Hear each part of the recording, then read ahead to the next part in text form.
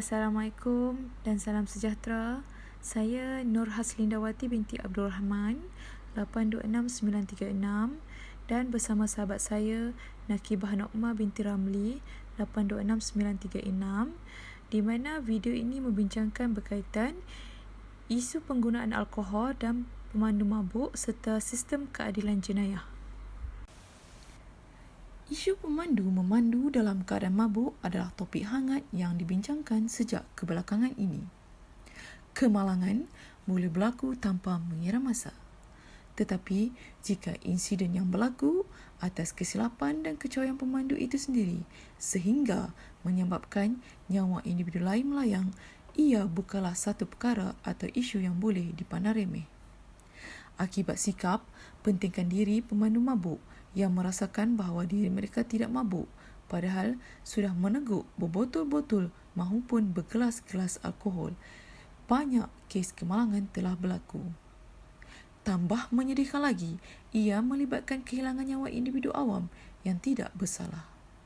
Malahan, dalam kes terbaru ketika negara dilanda pandemik COVID-19 adalah apabila seorang anggota polis yang sedang bertugas di sekatan jalan raya iaitu Korporal Safwan Muhammad Ismail, 31 tahun, dilanggar pemandu Toyota Hilux yang memandu dalam keadaan mabuk di sekatan jalan raya Op COVID-19 berhampiran Plaza Tol Kajang Selatan. Orang anggota polis yang bertugas di sekatan jalan raya di Plaza Tol Kajang Selatan, Lebuhraya Kajang Serban Lekas dekat Kajang, meninggal dunia selepas dilanggar sebuah pacuan 4 roda yang dipandu seorang lelaki disyaki mabuk awal pagi tadi. Dalam kejadian kira-kira 2 pagi itu, mangsa Korporal Safwan Muhammad Ismail, 31 tahun, disahkan meninggal dunia di lokasi kejadian akibat parah di kepala dan badan selepas dihempap kenderaan berkenaan. Ketua Polis Adakah anda tahu apa itu alkohol? Alkohol sinonim dengan arak atau minuman keras, selalunya diminum ketika bersosial atau digunakan untuk mempertingkatkan mood. Ia juga boleh mengakibatkan ketagihan jika selalu diminum. Minuman beralkohol terdapat dalam pelbagai bentuk, termasuklah bir, wine, brandy dan whisky. Kesan alkohol terhadap pemanduan anda. Pertama, memperlahankan masa tindak balas. Kedua, mengganggu keseimbangan koordinasi anda. Ketiga, menyukarkan penilaian jarak dan kelajuan. Keempat, mengurangkan keupayaan memberi dan menumpukan perhatian.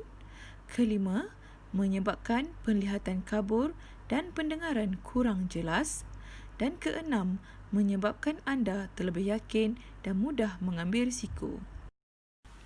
Pendirian kerajaan berhubung isu pemandu mabuk nyata dipandang serius apabila Tan Sri Muhyiddin Yassin telah mengarahkan Kementerian Pengangkutan agar merangka pindaan Akta Pengangkutan Jalan 1987, Akta 333 supaya hukuman lebih berat dikenakan terhadap individu yang disabitkan dengan kesalahan memandu di bawah pengaruh alkohol atau dadah.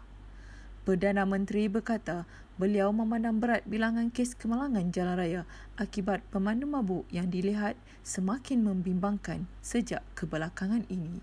Sebagai ketua kerajaan yang juga seorang bapa, beliau memahami keresahan rakyat dan keluarga mangsa kemalangan yang mahu kerajaan bertindak tegas menangani perkara ini. Perdana Menteri Tan Sri Muhyiddin Yassin mengarahkan Akta Pengangkutan Jalan 1987, Akta 333 dipinda bagi menjatuhkan hukuman lebih berat kepada pemandu mabuk atau mengambil dadah.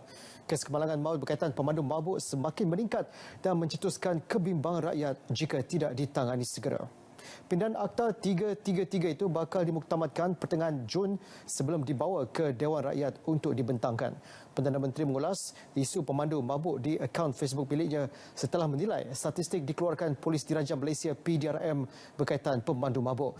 Setakat ini 21 kes kemalangan melibatkan pemandu mabuk dicatatkan sepanjang 5 bulan pertama tahun ini. 8 daripada kes itu telah menyebabkan mangsa meninggal dunia. Antara kes yang menjadi perhatian ramai berlaku di Jalan Pintasan Kuantan Pahang melibatkan kematian seorang kaki tangan alam flora. Kereta Irwan Herman Kamarudin dirempuh kenderaan pemandu mabuk yang melawan arus menyebabkan mangsa meninggal dunia. Terbaru, seorang pekerja syarikat Kurier Maut dan rakannya parah selepas motosikal dirempuh pemandu mabuk di Lebuh Raya Persekutuan menghala ke ibu negara.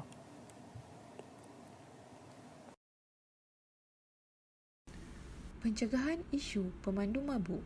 Jika ada rancangan sosial yang melibatkan alkohol, dinasihatkan menempah awal seorang pemandu khas bagi kumpulan tersebut.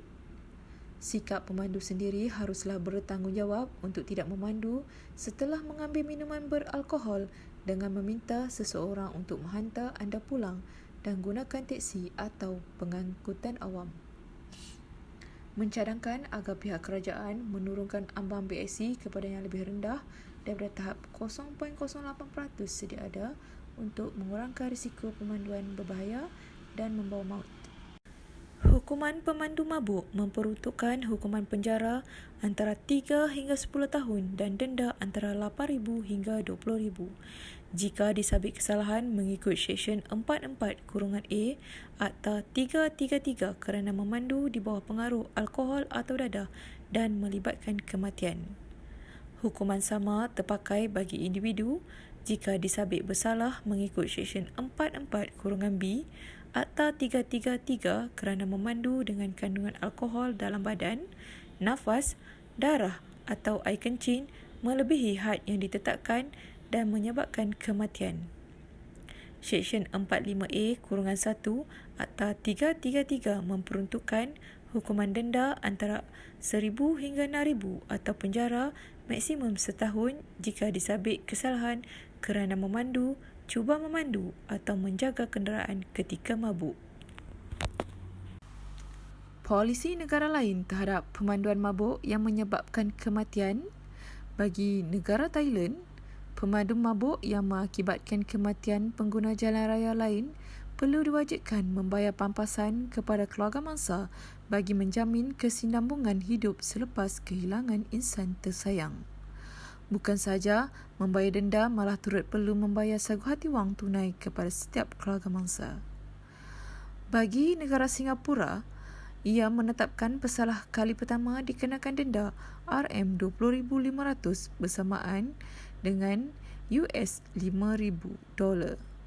atau penjara 6 bulan. Bagi kesalahan kedua, denda dan tempoh penjara boleh meningkat 500 kali ganda.